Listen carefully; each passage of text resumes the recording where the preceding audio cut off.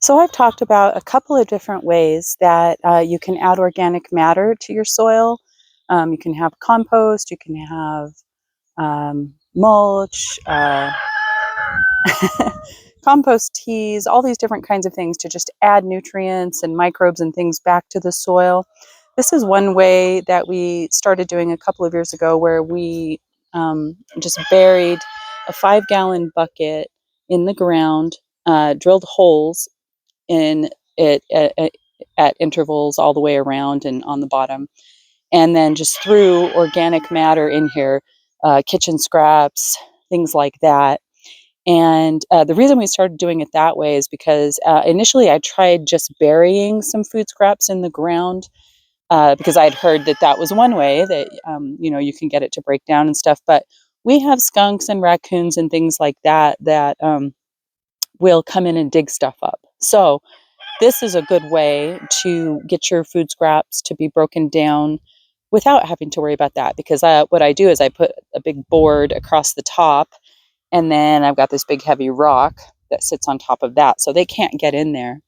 But in this particular bucket, this is the first one that I did, and I started out putting all food scraps in here. And as you can see, there are eggshells still in here that are not completely broken down. They just take forever to break down. This stuff has been sitting here for 2 years. And so the other bucket that I have on the other side of the garden that we did the same thing with, I didn't put eggshells. I put everything else in there that I put in this one, but no eggshells. And you can tell that, yeah, there's organic matter that was broken down in here. There is compost in here. But the eggshells themselves, I wouldn't call that composted because they're still recognizable. So yeah, this is a good way. I mean, the worms come and go. They're just regular old garden worms, but earthworms. But we also have tons of the little roly-polies, the little pill bugs. They go in there and do their thing. And it is a good way to get your food scraps composted down if you don't have enough to actually build like a thermophilic compost pile that will break down faster due to heat and stuff like that. This is just a good way to do it.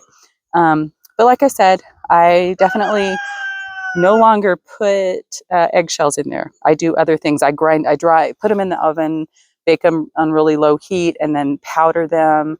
I've tried putting them in vinegar, things like that, to get the calcium out of them for the soil. But just to compost them this way, it doesn't work very well.